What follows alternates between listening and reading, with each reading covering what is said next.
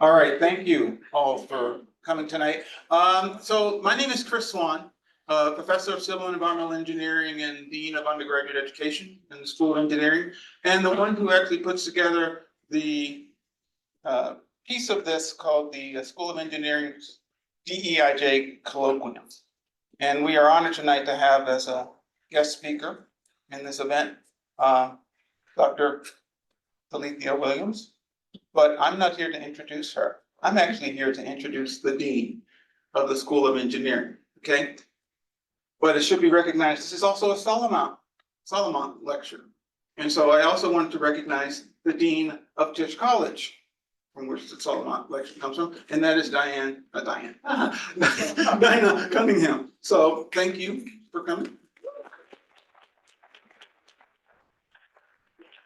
And now we're getting on with the official introduction of Dean Lee. Humbung Lee is the Dean of Tufts University School of Engineering and the Carroll Family Professor, all right, in the Department of Chemical and Biological Engineering. He attained his PhD in chemical engineering with a minor in applied mathematics from MIT, Massachusetts Institute of Technology, and his BS in chemical engineering from Stanford University. He, while being here at Tufts, was previously chair of the Department of Chemical and Biological Engineering. He has had numerous honors. I will include some now. He's elected as a fellow of the American Institute for Medical and Biological Engineering. He is a Young Investigator Award in metabolic engineering. He has been voted by Tufts as the Tufts University Graduate Teaching and Mentoring Award. He has also been very active in the American Institute of Chemical Engineers, okay, and has served on a number of editorial boards within his profession. So it is with my pleasure to welcome to the podium Dean Humbung Lee.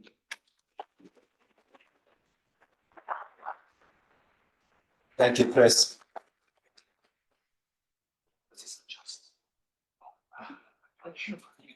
I'm going to try to put the mic down, and I will use my professor voice. So please let me know if you cannot hear me.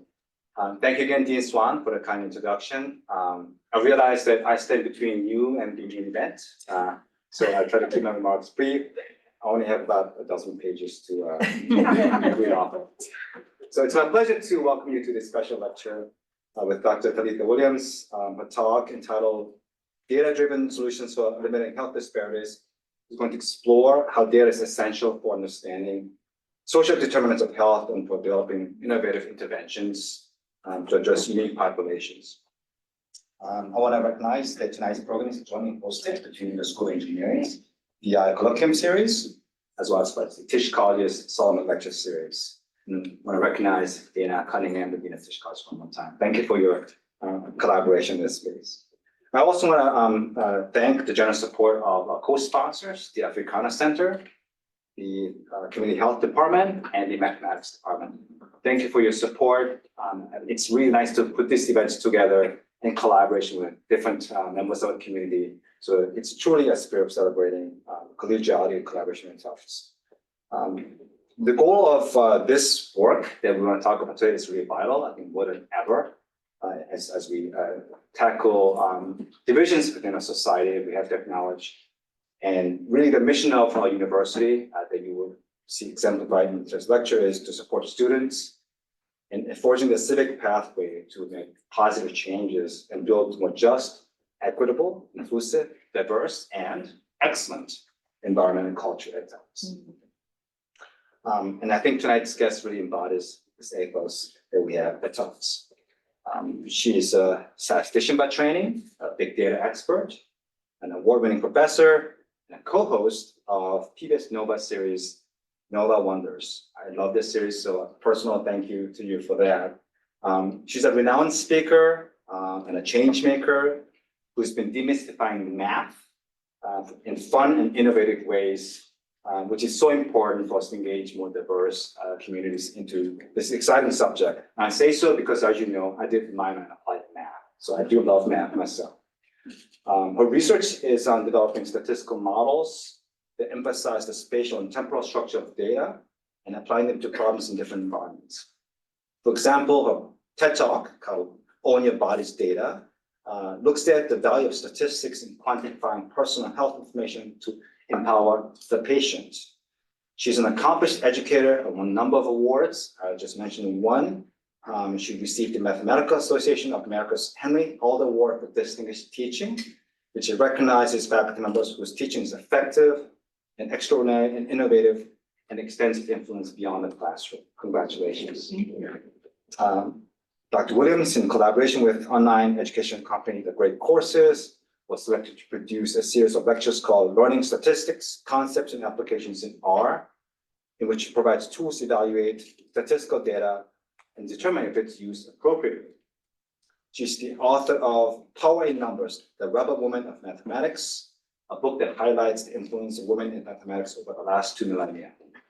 And she has narrated several science documentary films, including Hindenburg, The New Evidence, A Beautiful Planet. I love this show, by the way, as does my entire family. Secrets in Our DNA, and the joint BBC NOVA 5-part series, The Universe Revealed. Over the course of a distinguished career, Dr. Williams has worked at some of the most renowned institutions in the country, including NASA, the National Security Agency, the Jet Propulsion Lab, and she's also partnered with the WHO to conduct research regarding the cataract surgical rates in African countries. She's a proud graduate of Spelman College, Howard University, and Rice University, and she's an advocate, a fierce advocate for the importance of high-quality STEM education, making STEM more diverse and inclusive. So I'm delighted and honored to have you here to speak to us. Looking forward to it. Thank you.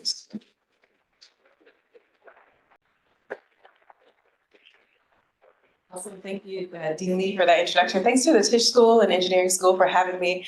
I'm excited to jump in.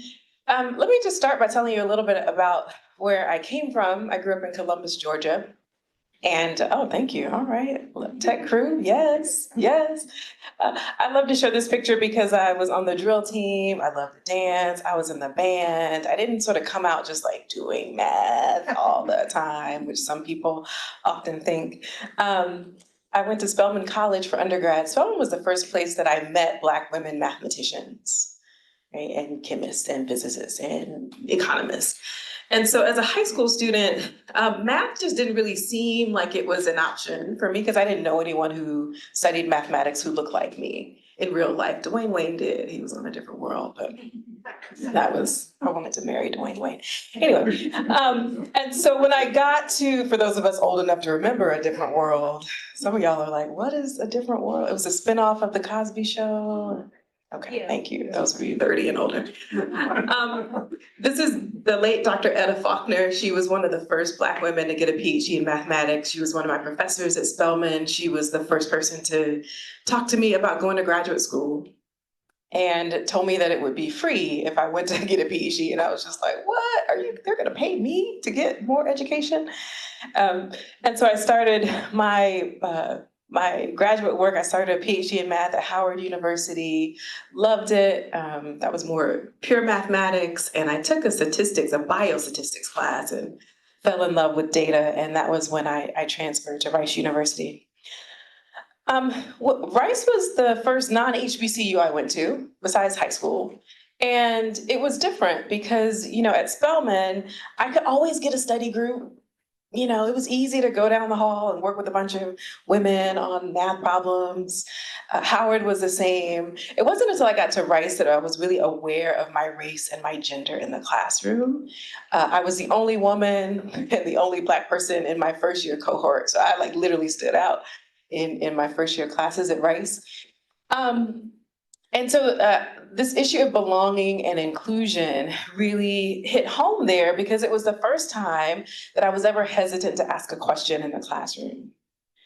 Right, at Spelman, I'd be like, oh my gosh, how did you carry the two? What? Anything that came to mind, I would ask it just unashamedly. Same at Howard. When I got to Rice and I had those questions, I was like, oh, wait, is that a good question? Are they gonna think, should I know that already? Or because I'm a Black woman, I don't know. I was just very self-conscious of even vocalizing my statistical questions in the classroom. And then by the time I was like, yeah, I think it is a good question. Yes, I should ask it. It was, oh my gosh, did the professor answer it while I was thinking about whether or not I should actually ask the question? And I realized that I interacted with math differently, right? I interacted with it from a place of sort of hesitancy. And I share that because I'm aware of it now with students in my classroom. Sometimes when, as faculty, how many faculty? We're the faculty. Yes, yeah. Sometimes I'm like, oh my gosh, ask questions and why are you participating? And then I remember like, oh, I remember I wasn't participating because I didn't want people to think I didn't know something, or I didn't have the right answer. I love these years at Rice. It was definitely a lesson in figuring out how to bond with a bunch of other guys. So my first year, I remember I invited the guys. I said, "Hey, we're gonna do statistics homework together." We had the same classes, so like I reserved the stat library. Let's go out to eat. How many people can you take in your car with you? Like that was the email. And so they all wrote back and they were like, oh, I don't have a car. I can take 3 people. Where are we gonna go eat? And so I planned, like, we're gonna eat and then we're gonna do homework together as a group. And on the Monday before, I would work all the problems. I would try to work all of them and come up with a solution. And then I'd show up Wednesday after we all had lunch and we're chilling. And I'd be like, okay, I'd have a blank sheet of paper, like, okay, let's try the first one. What do you guys think? They're looking at it for the first time. And I'm like, let me just try. Let me see what I can do. Let me just put some stuff up here and just see. And then I'd solve it. And they were like, wow, Talithia, that was good. I'm like, I'm just here to help the group. It's not about Talithia, Week 2, same thing. I'm like putting problems up on the board, solving them real time. And so by week 3, I really didn't know like how to solve a complete problem. And so, but what it did was it made me become an asset to the group. Right. And so it gave me sort of a built-in study group because I wasn't at Spelman where everybody just worked together. Nobody was flocking to be like, oh, Talithia, you should join our group. We're going to do homework together. And so it ended up that all of the first year students were like one big happy study group. We would all study together because of that. And they were nice guys, but like they just weren't like, eager to find the one woman and the one Black person and join their group. And so that was really great because it meant that now, those of you who are graduate students, we're the graduate students. Yes, you don't make it without a group, right? You can't get through graduate school by yourself. And so we definitely got through that process together, which culminated in this amazing day. This was the day I got my PhD in statistics, my advisor there, excited. Look, I was very productive. You see there's a little kid down there, a 2-week-old baby. I was like pushing out dissertations, pushing out babies. Like it was just a lot of productivity was happening at this time. As Dean Lee mentioned, I spent some time at NASA's Jet Propulsion Laboratory working with Dr. Lonnie Lane. This was the first person that I actually did research with. And JPL was great because their teams are so interdisciplinary, the work that they do, and Lonnie really valued the students that worked on his team because he thought we brought really great ideas. So I got to work on the Europa mission project, which is actually scheduled to launch this October of this year. I also spent some time at the National Security Agency.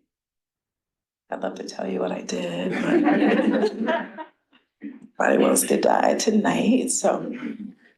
I'll say one thing that's fun about working at the NSA is that you can't take your work home because it's all top secret. So you go home, you're like, oh my goodness, well, guess I'll see you tomorrow. And you're just free. You're just free to do whatever people do when they don't work from home, which I have not done for 15 years. So that was a really fun time as well. So the TED Talk really sort of launched this is actually a TEDx. So draw your attention to TEDx Claremont Colleges. Some of my students were on the organizing committee. They needed somebody and they were like, Prof. Williams, can you speak at this event? But literally that was like the ask. And I said no 3 times and they were like, but you'd be great. And I said, fine, because by that point my kids are little and I was like, I don't have time to do this TEDx thing. And I said, well, what's the topic? They said, it's storytelling. And I'm like, do you even know what I do? Like, I don't tell stories. Like, what am I? I'm a data scientist. So we came up with sort of how you can tell stories with your data, like storytelling with your data, right? What stories does your body tell? And from that came own your body's data. And then The Rebel Women of Mathematics. This book sort of highlights the career of women in the mathematical sciences. This is what I would have wanted to see when I was a young girl, just to see that there were women who did math and love math as much as I do.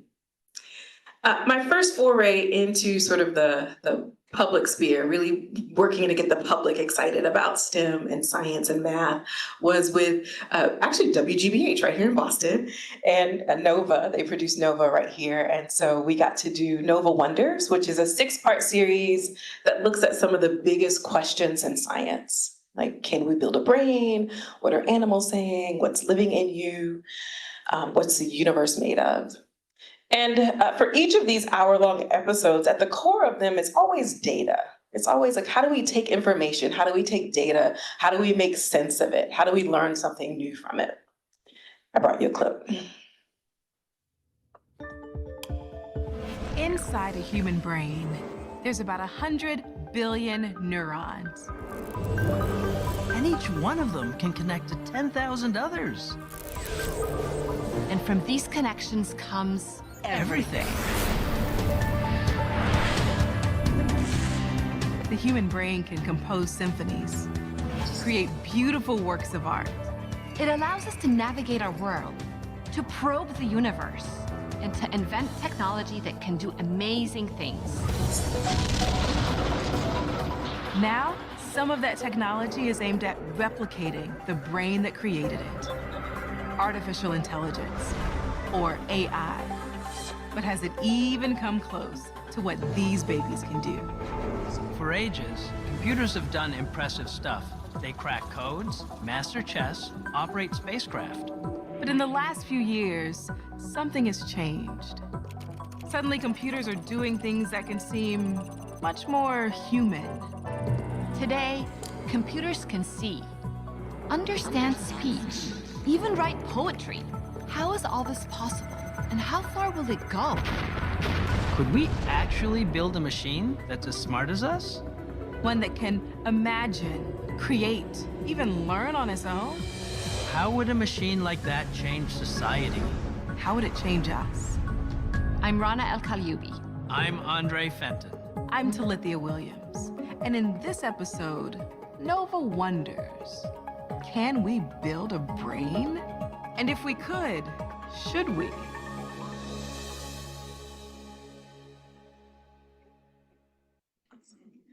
No, we should not, if we could. Here's where you find me 9 to 5. I'm on the math faculty at Harvey-Mudd College, and those are my smiling colleagues. Notice the shorts that we have on, which I did not experience during my time here in Boston because it's cold. And then I'm a mom and a wife and my mom here. And so just to round out sort of who I am as a person, also as a, there are these other hats that I get to wear and I love wearing them as well. So I've got 3 boys that are now 12, 13, and 15 and been married, 20 years this year. Oh my goodness, where does time go? Okay, here's where I want to work from tonight, your very own mission statement, which you know by heart, I'm sure. You're like, I'm reading this for the first time. I took this sentence out, which I really resonated with, and I think speaks to maybe what the goal of your education is. And it's this, that we're committed to providing transformative experiences for students and faculty in an inclusive and collaborative environment where creative scholars generate bold ideas, innovate in the face of complex challenges, and distinguish themselves as active citizens in the world. And so I want to hit on some of these things that I know you're being indoctrinated with. And sort of what does that translate? What does that look like when we think about some of the social determinants of health and how we might want to eliminate health disparities? So any good mathematician is going to define the words as they go along, right? If we're talking about health disparities, we need to sort of understand what kind of definition we're working with. So here's how the CDC defines it, the Centers for Disease Control defines health disparities as preventable differences in the burden of disease, injury, violence, or opportunities to achieve optimal health that are experienced by socially disadvantaged populations, right? Great, now that we're warmed up, it's your turn What are the causes of health disparities? What do you think causes health disparities? I want to hear from you. Finances. Finances. Yep, what else? Lack of access. Yeah, I saw a hand. Racism. Cultural norms. Yep, what else? Patient. Location, yes. Access and location, yeah. Oh, not diverse samples. I'm getting into the sample size. I love that. Yes, what else? Low expectations. Low expectations on the part of Both people. love it, yes, yes. Low expectations. What else? What causes health disparities? Lack of understanding, Lack of understanding. Say more.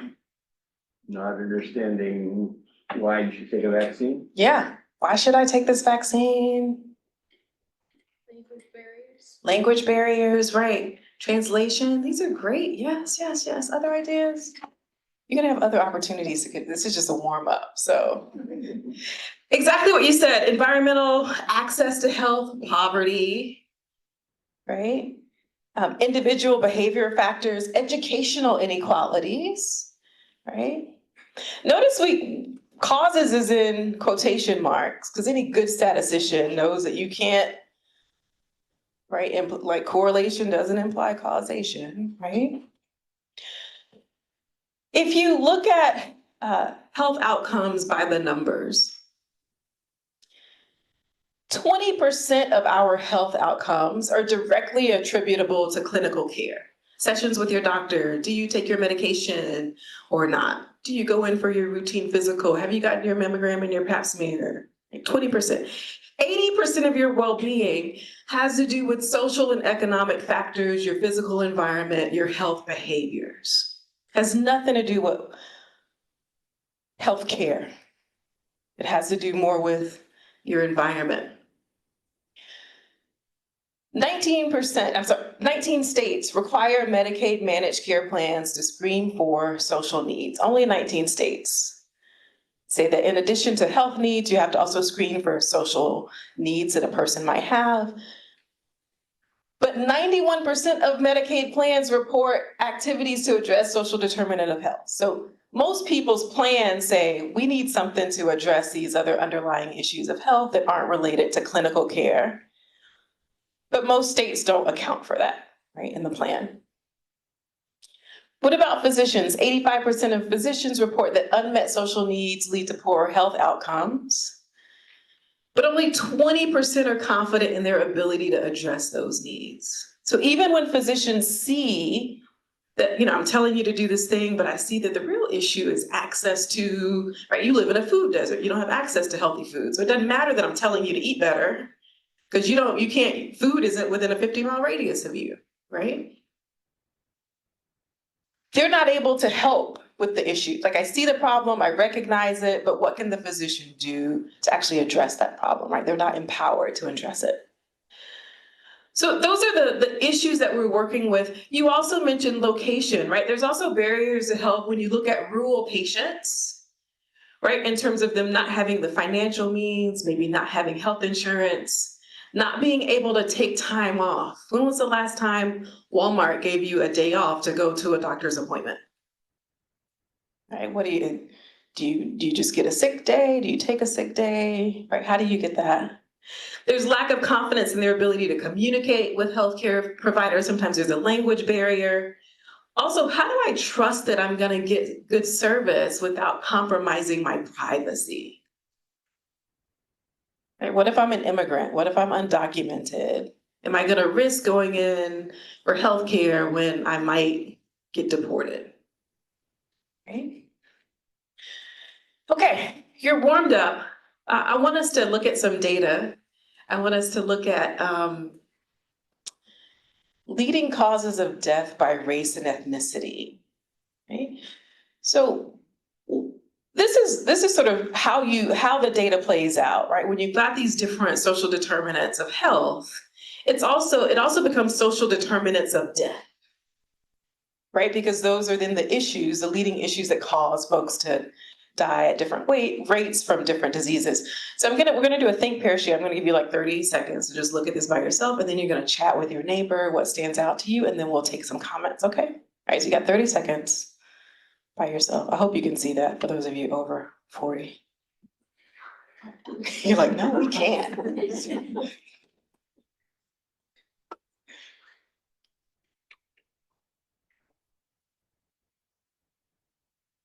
And the last column is all women.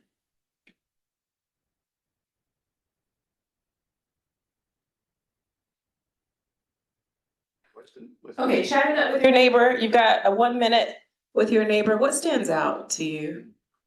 Or groups of 3. I see some folks, some loners out there. If you're watching online, you can put it in the chat. What stands out to you on Zoom? Drop that in the chat.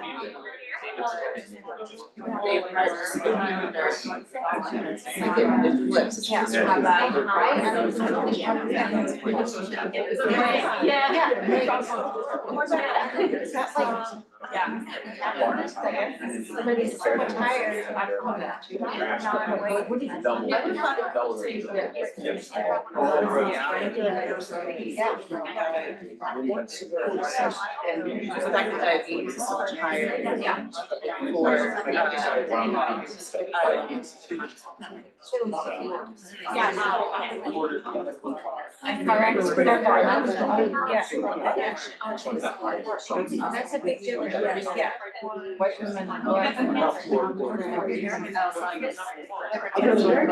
It's only from last year.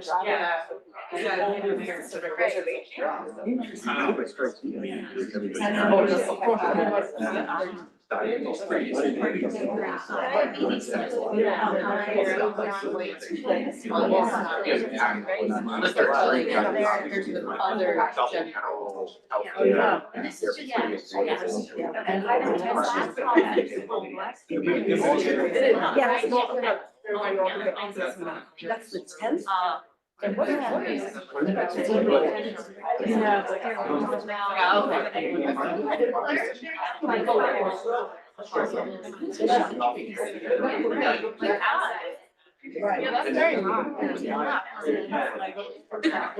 I love this. I want to hear some of your comments. What's standing out to you all? Yes. Thank you. And what is the test? What did you observe? Anything you observed? So we're a duet here. Oh, I love that. And we observed. Yeah. What I think so. One thing we noticed is that the rankings of some diseases are much higher for some groups than others. For example, diabetes is all the way down by as an 8th leading cause for non-Hispanic whites, and then it's the 4th leading cause for non-Hispanic Black. Yeah. But we were also surprised by Hypertension, and how hypertension is disaggregated from heart disease, stroke. And so that was just a curiosity to us. How does that happen? I also do not know what septicemia is, so that was, is that just sepsis, like your whole body is? And so what is that a sign of, like deeply degenerated immune systems, or I'm not what sure is because that? you can get sepsis from like lots of different things. So I'm not exactly sure that there's one cause of it. Yeah. Where did the data on death come from? Oh, this is from, I think this is from the CDC. Yeah. CDC data. No, oh, well, I don't know what it's. Because they're notoriously wrong. Other comments, what else? What else stood out to you?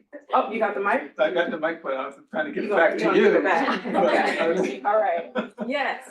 I'll grab the mic for the folks that are on Zoom. It just stood out to me that unintentional injuries is the 3rd leading cause of death for non-Hispanic, American Indian, and Alaskan Native. What's in that group? Accidents. Yeah. Second one is cirrhosis. Accidental gun violence. Violence. Yeah. I gotta come to that side of the room, I didn't come up. Oh, yay, okay, awesome. Other comments over here, what'd you say, back of the room?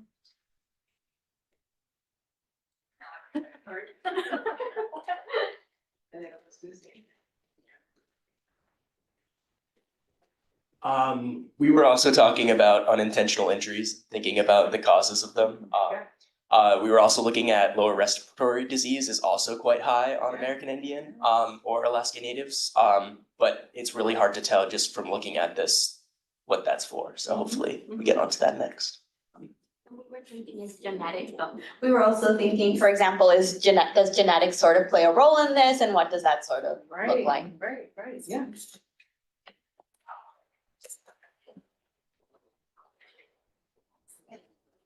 And I was thinking, like, we talk about different things, but just like one thoughts I have like immediately now is like we only have to show the percentage. I want the like exact number of it because it's kind of a size. So. That's right, because the groups are different sides.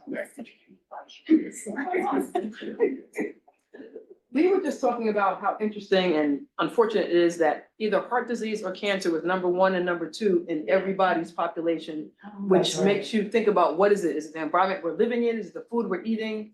Is it both? Because I mean, it's happening to everyone. So that was very concerning. Yeah. These are a couple that I noticed, and especially for non-Hispanic Asians, over 25% likely to die from cancer. That's the highest rate among any group of women. Right? Non-Hispanic Asian and Pacific Islander, Native Hawaiian, right, have a really high cancer rate. Hispanics are the only ones that have this chronic liver disease and cirrhosis in the top 10. I thought that was interesting. It says something about, yeah. And Native Americans. And oh, you're right, yes, thank you. Non-Hispanic Native Americans, yes, chronic, what is, yeah. You want to know alcoholism? Is that, You wanna oh, know if yes. Thank you. Okay, guys, we're not gonna leave you out, okay. Give me a second. You've seen this, why don't you go ahead and start chatting it up with your neighbor? Come up the other side, so left side, get ready, because we're starting with you.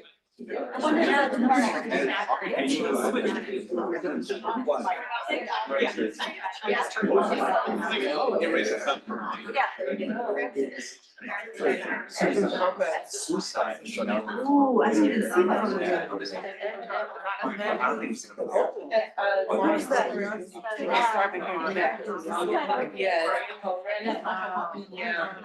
Homicides, right? Oh, most of us We didn't even see that catch. Yeah, and homicide, right, for black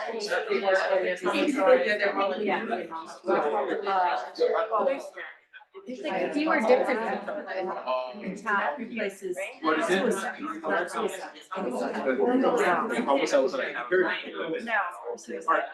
Or at least not in the top 10. Also a non-Hispanic Native. It really jumps out. The homicide. Yeah. Yeah, and again, yeah, non-Hispanic, Native Hawaiians.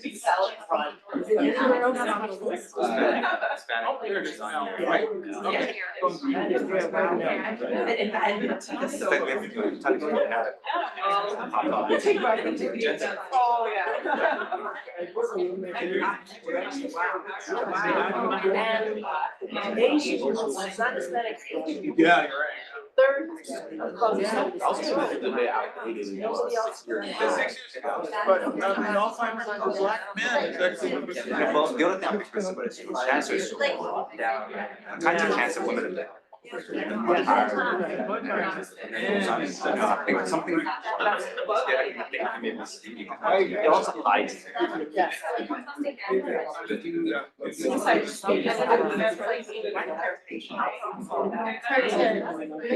The homicide, suicide stories. Yeah. And hypertension.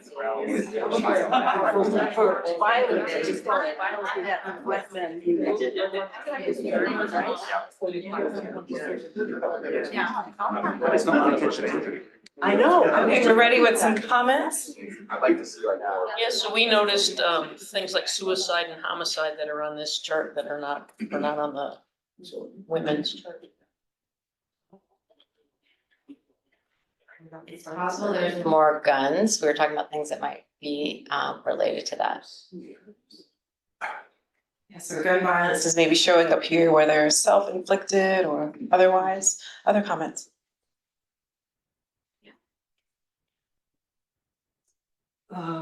Here, both tables shows a huge gender difference. In women, the number one cause of death across the different racial groups, that's the cancer and heart disease. If you look at the men, now it's a heart disease than cancer. So this both true for the top two death causes. So the implication for this data is no matter for which ratio this group, if we can focus on the heart disease and the cancer, that is the high priority. The third death cause in men see a lot of is unintentional injuries, but this is not observed in women. That just means men and women are different animals. Men are more likely to take risky behaviors. Probably there are more accidents, right? There's more car accidents. There are more sports that cause the injuries. So this just reflects the nature of men and women. They like to do different things. Yeah, love that. Other comments? Let's get one more.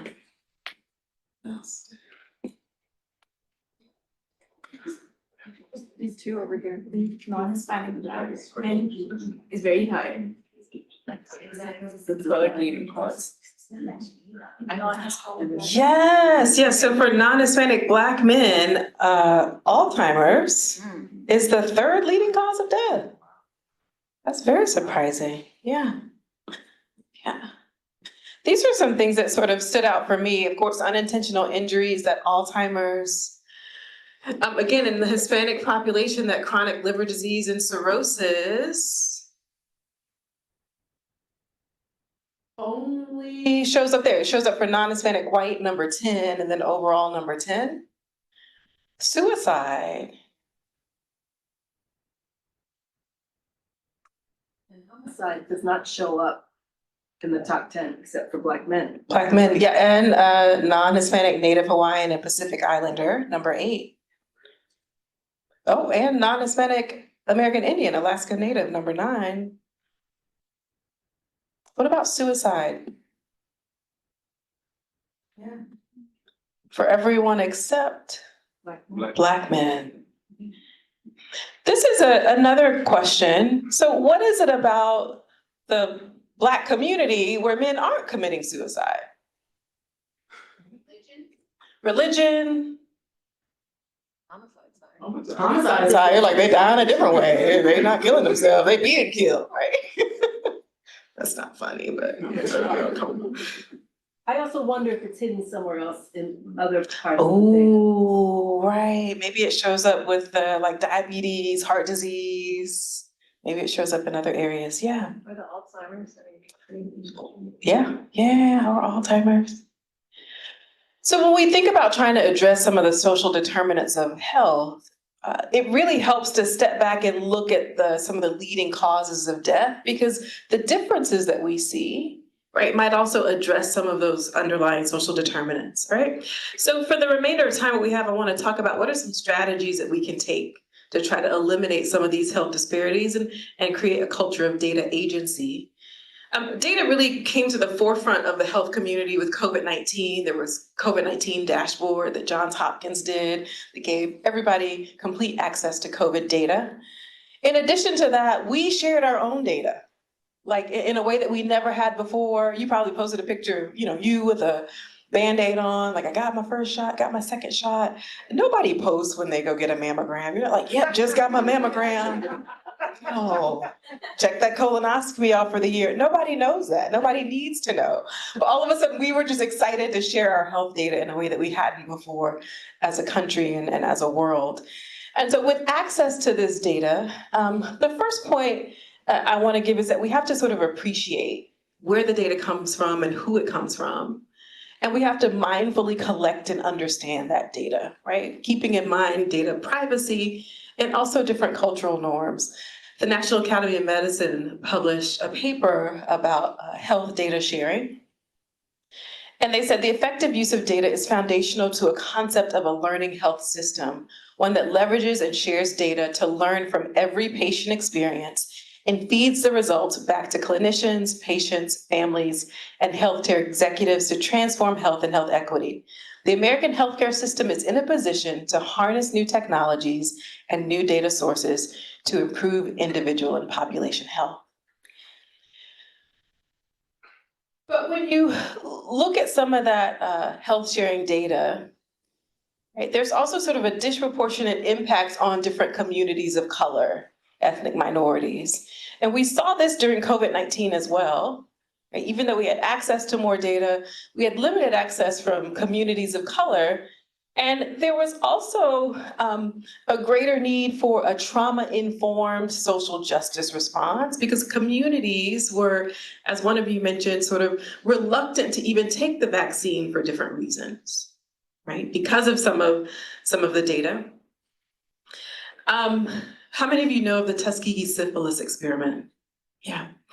When I was, well, we're Zooming, so I won't talk about my mom, but I was talking to her about getting her COVID vaccine. Initially, she was in the population that could get it first as one of our seniors in the community. And I'm like, Mom, do you want me to schedule your appointment? Publix, like, where do you want to go? Get this shot done. And she's like, I don't know, you remember Tuskegee? And I'm like, no, this is totally different. No, this is legit. Like, it's not Tuskegee. But she was alive then, and she remembered, we're from Georgia. Columbus is, 50 minutes from Tuskegee, Alabama. So for her, Tuskegee was a really, still lives in her as a government experiment on the Black community. And for her, it was like, well, how is COVID different? Why would I trust this vaccine when we trusted these doctors and they were hurting us? The Tuskegee experiment began in 1932. It was looking at syphilis, untreated syphilis, how it progresses through the body. At 600 participants, 399 men who had syphilis, 201 of them did not. There was no informed consent. There was no sort of understanding of the experiment. 11 years later, penicillin came out. That was the treatment of choice, but it wasn't offered to these men. And it wasn't until 40 years after the start that the Associated Press broke this story, right? In 1972, when lots of us in this room were alive already, the government was still doing this syphilis study, right? Just allowing men to, keep experiencing syphilis without treating them just to see what it does. Like, let's just see how it continues to affect your body. There was a class action lawsuit filed the next year, and then a formal apology by former President Clinton. And still recently, there are 10 children who are still getting benefits, medical and health benefits as a result of the study.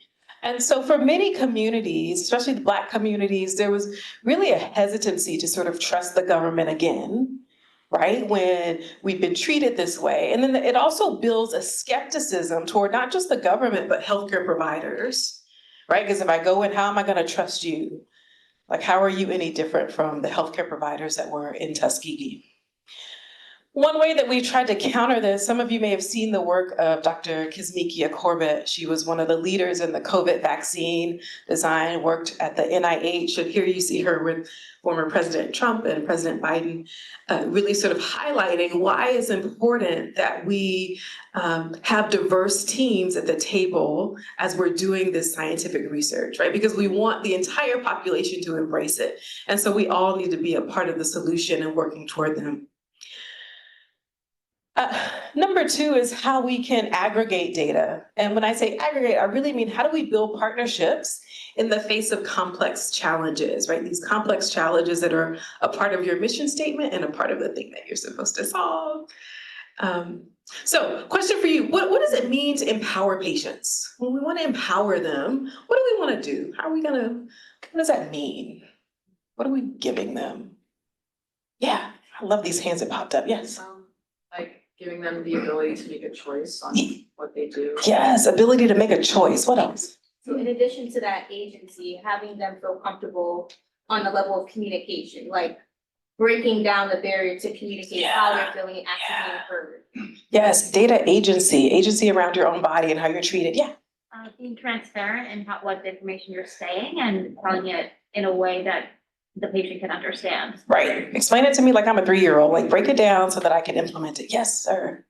Emphasizing that like a majority of the work is done outside of the clinician's office as opposed to in the clinician's office. That's right, because they only got 15 minutes for you, but what's gonna happen, right, the rest of the time? I saw a hand back here. Good. Okay, yes, I love these comments. Actually, yes, giving authority and power for data, for patients to take ownership of their data. And then the process of becoming stronger and more confident in controlling your own data, controlling your own narrative and claiming your own rights. We experienced this firsthand when my father-in-law got sick. He came to live with us. And so all of a sudden we were responsible for his health. We had to get him set up with doctors and like transfer all of his prescriptions from Texas to California. And Dad was a reluctant patient. He was 86. He's like, I've lived this long, eating pork chop, eating my ribs. This is what this is how I'm gonna go out. So this is one fine day in the hospital, and you can see the look on my face. I'm like, Dad, I gotta go back to work. I just need you to eat. Like, this isn't working. And notice in the bottom right, the cake. Like I brought cake. I was like, you need to eat something. I was like, here's some cake. If you just eat this food, you can have that cake, which he wasn't even supposed to be having, right? It was just, what can I do to get you to eat cake? Dad had this, a doctor who was doing his rounds, who came by to meet with him, who happened to be a young Black doctor, young Black guy. And the guy comes in and he's like, hey, Mr. Williams, chats it up with him. And Dad's like, oh, look, he's a fine fella, which is his way of saying, look at that Black doctor, right? And he's talking to him and he's like, oh, Mr. Williams, your blood pressure's high. And Dad was on like 19 pills and he's taking insulin. Like it's a potpourri, right? And he's like, Mr. Williams, if I could just get you to switch up your diet, I just really need you to clean it up. Don't put pork in your greens, just do some smoked turkey. And so he's like going through the whole menu and how Dad can change a soul food diet to a healthier soul food diet. And Dad's listening and nodding along. I'm like, he ain't about to do nothing. He's gonna eat this cake when you walk out of this room, And so so the doctor leaves and Dad's just like, oh, that doctor, he was so good. I think I might need some more vegetables. And I'm just like, what are you talking about? And he was like, well, maybe y'all can make me a smoothie. Bring me one of those smoothies that you drink. Cause we try to be healthy. And he literally made us change up his diet. So every day I'm like, oh, Dad, here's your smoothie from the house, because of what this doctor told him. Because of what this Black doctor said, who wasn't even his primary care physician, he was doing a round. And all of a sudden Dad had us bringing him, fruit smoothies every day and making sure he was eating healthy to the point where, and honestly, in this, we thought he was about to be called to glory. We were making our time, okay, Dad, at 86, it's been a beautiful life. We love you. Go forth with Jesus, No, Dad healed, he got out of the hospital, we took him to Legoland, we just had 2 more years of life with him, surprisingly, because we really just didn't expect it. And it really had to do with him changing his diet because of this interaction with the doctor. Right? And so that personal connection is really important because it shifted his whole, at 80-something years old, he's changing his whole perspective about health and about food because of this connection that he made. I love our time, but it's coming to a close. Here's what I want to leave you with. Okay, yeah, this was the last point. Become an active citizen of the world. So this is the take home. The last thing that I'll say in terms of how we build up the future, and one of the undergrad students mentioned that earlier, is training up the next generation. Part of the reluctance in society about the vaccine is also because of how we traditionally treated people in STEM, right? If you think about your parents and your grandparents, especially the women, they were not encouraged to do math, they weren't encouraged to do science. They came up where if you weren't like automatically great in science, we pushed you to the humanities very quickly. We were like, oh, this just isn't for you. English will take you, psychology will take you, sociology, go to them. But you're not a STEM person.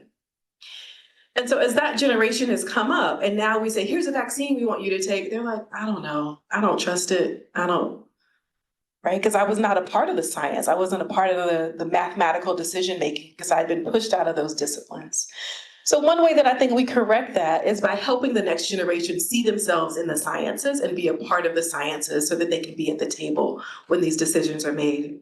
And so for the past 12 years, we've been doing a STEM conference for girls of color in Southern California, where we bring them to campus so that they can really get to appreciate and fall in love with STEAM and STEM.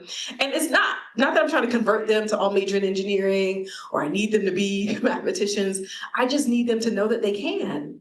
And to know that it's an option for them no matter what they do, and to know that they're welcome in this space, however they want to engage. So each year we do this conference for girls where we invite them and sort of give them small group time to talk about some of the things that are important to them and introduce them to big ideas in computer science, engineering, data science. It's really a wonderfully fun time. Okay, last thing, this is it, I promise, because it's a video, so you're gonna love it. I got to do my most recent partnership with WGBH, and NOVA is on 0 to Infinity, which just came out last year. And this was a lot of fun because we looked at sort of the origins of 0 and infinity, and how do you take these ideas and translate them to a public in a way that's gonna excite them and make them want to do mathematics. And so we got to tape and partner, and here's the clip that I'll leave you with. 0 and infinity. Mind-bending ideas. Discover how these concepts revolutionized mathematics. The simplest ideas end up the most influential, the most profound. Whoa! It's the story of nothing. Who knew you could learn so much from pizza? And everything. It's all one big principle. 0 to Infinity on NOVA.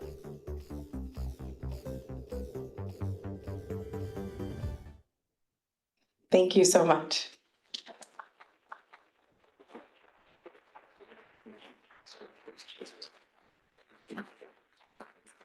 And I'm happy to take some questions, yeah.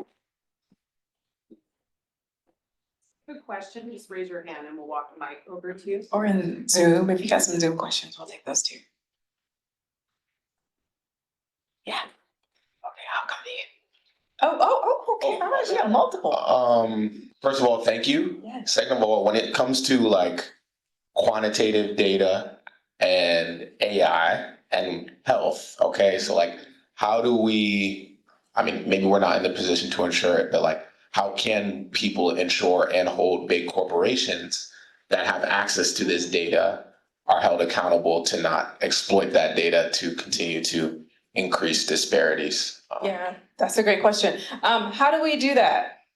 Because I know you guys, when you have to, like, when you upgrade your phone, you read that, right? Before you say, okay, and you, right, don't you? And when you see something, you're like, oh, they're gonna exploit my data. You're like, that's okay, I'm not gonna. We give them permission. Quite frankly, we give it away when every update we do, every phone we buy, every time we click yes. Do you want me to mail you the terms and agreement? No, I don't. No, don't clutter my inbox with the terms and agreements. Just get my phone back so I can make my FaceTime call. And so unfortunately, that's also sort of given them access to our data, maybe in a way that we approve, maybe in a way that we don't. If you've ever done Ancestry or 23andMe, you'll recall a few years ago when they partnered with GlaxoSmithKline.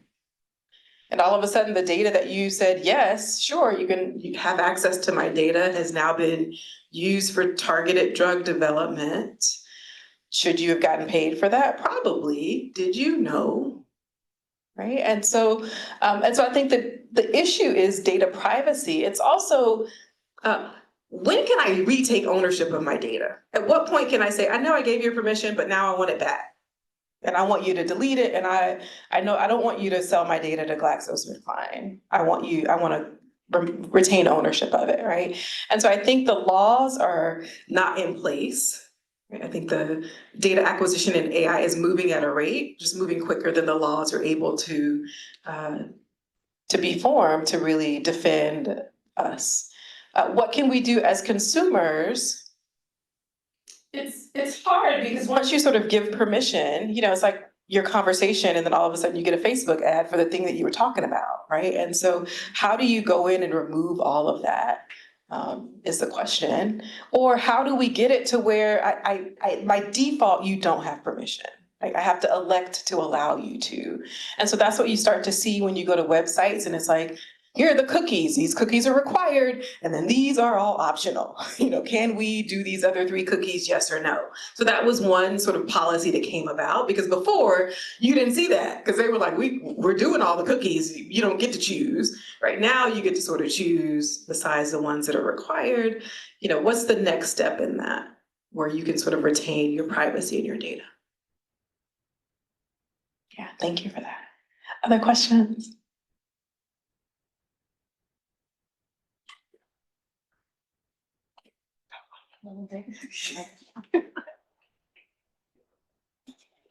Thank you for a wonderful talk. I know that the data landscape and kind of allowances and what we tolerate with data and what's legally allowed with data changes country to country, and the US health system is riddled with problems. I'm curious if you know of examples of other countries or collectives that have done exemplary work in terms of data governance related to healthcare used in a positive way. I don't know of specific examples, no, outside of our system, which has not done a great job. I will say one area where I think we're improving is in some of our models, trying to be more intentional of the bias that's built into some of the models in healthcare. I think it was maybe United Healthcare a few years ago that noticed that the way that they were assigning treatment was biased based on race, even though race wasn't a factor that was used to create the model. And so it was built in to like how treatment was given out by practitioners without including the patient race. And so when they sort of made that public and said, oh my goodness, we've got to model this bias that doesn't include race because it's baked in to what your doctor, like if you show up as a Black person, then I might suggest you just get the basic treatment. But if you show up as a white person, I might suggest we need to scan you and do an x-ray and and so the model was based off of price, but the inside of the price was, race was an underlying factor in terms of the price of what you would pay for care. And the model picked up on that and then would then sort of predict by race. And so I think that transparency, because most companies aren't willing to say, here's our proprietary algorithm of how we assign care in our system. Please check it to make sure that it's unbiased, right? I think they were sort of open in doing that. And then members of the data science community came in and was like, oh, by the way, notice that your model has racism built into it, even though you didn't know it, right? And so I think we need more of those partnerships. If I ran the world, I would have some type of data agency that would have to review or test models that get run on the population, especially when it comes to healthcare, to make sure that there's not bias in terms of race or gender or access or ethnicity. And I don't think that's done currently because it's sort of a black box system. And that means that it can also be disproportionate. Okay. Very wonderful talk. I wanted to go back to the graphs that we looked at that looked at different diseases by race. And I'm wondering just your thoughts on the conversation around health disparities. And we always sort of first look at race. And I'm wondering if we were to look at different regions of the country, that graph would be different. Or if we looked at different educational level. If we looked at, areas where there could be more contaminants or those kinds of things, how those graphs will be different, and maybe the conversation about how we address these disparities might be different. And sometimes I feel as if when we look at disparities and we look by race, we automatically try to think that, well, that's caused by their biology in some sense, that it's a product of the reason why we see different racial groups and causes of death in different orders is because of the biology versus, because this is a very sort of big, very diverse country. And also the healthcare delivery is very disparate and very different based on where you live as well. So I just want to get your thoughts on that, how we view. I think you're absolutely right. I mean, I don't know that the data is easily aggregated that way. So historically, it's been presented by race and by gender, not collectively by region or, and so it would be a matter of who can then take the data and re-aggregate according to that. Some of the things that you mentioned, like cirrhosis of the liver that showed up in the Hispanic community, would probably also show up by regions when you sort of look at different neighborhoods, by ethnicity. But you're right, I would love to see that data aggregated by socioeconomic level. I'd love to see it by education, because if you think about education, education also means access, right? And so when we talk about food deserts, most of us don't live in a food desert. Most educated Black people don't live in a food desert. And so we have access to healthier food. We tend to be able to buy it and afford it and have access to healthcare. And so you're absolutely right. It's sort of a matter of disaggregating and creating the data set so that we can start to see some of those patterns as well. Poverty is a huge issue, right? Especially when you looked at when we had the map of the US and we looked at healthcare access. Right, a lot of the Midwest and central United States, there's just not access. Doctors aren't trying to move to, I'm not going to call out a state because y'all are from different places, but there's some places where you're very far from a doctor and so you don't have access. And so you're right, I think the data looks different in those areas as well. We could write a grant to get some funding and get some students to build these data sets and then do some modeling. That would be amazing. Thank you for your talk. I was wondering if you have any ideas on finding the balance between simplifying data so that it's understandable and accessible to a diverse range of people, while also not simplifying it to the degree that they don't see themselves represented within it. Yeah, so when I think of data simplification, I'm really just trying to clean it up. I'm just trying to get rid of the noise, get rid of erroneous values. If I'm doing that for my students, then maybe I'm pulling out the variables that I think are most important or most correlated with the thing that we're analyzing. And they're not looking at all 100, they're just looking at the first 20 or so. So for me, data simplification isn't like a dumbing down of the data, it's just sort of restricting the size of the data to make it more manageable. Once my students get a manageable data set that we build a great model on, then we can go in and add more data and make it more robust. But yeah, simplification is cleaning it and then sort of building a model and then adding to it. That's a great question. Thank you. Yes. Just curious. So right now, what is your current hot problem that you're trying to really take on? Problem. My kids are my hot problem right now. They are 12, 13, and 15. Trying to get them through high school. I don't know how y'all got through high school because seriously, my hot problem right now is just living in a house with 3 boys that are preteens and teens and and managing that. Sounds like great fun. You're the middle of 3. Let's just say I'm excited to be here. I wish I could stay all weekend. I am. You want me to stay all day tomorrow? I will move the plane ticket. Okay, it's not a problem. My husband's handling it at the house. I've been working on some cataract disease modeling. So looking at different countries in Africa, modeling their cataract incidence rate. This is the rate that a population develops a disease over time. And in countries like Africa and different places in India, people are blind from cataracts. Like, you go there and you see somebody and they're like, oh my gosh, you've got like opaque eyes because the cataract is, and they're blind from it. Here in the US, you rarely see someone with cataracts because it's a 20-minute operation. They go in, they take your lens out, they put in an artificial lens, you're good to go. Most people over 60 have had cataracts removed. It's not a big, I won't ask because I don't want you to put yourself, but I'm sure people in this room have had cataract surgery. In those countries, people are blind to it. So the World Health Organization wants to eliminate blindness due to cataract because it's eliminatable. It's right. But they didn't know what areas were developing the disease at different rates. So different groups in Africa develop cataracts at different rates. So my students and I got access to that data and got to model it to sort of help them figure out where to send ophthalmologists to.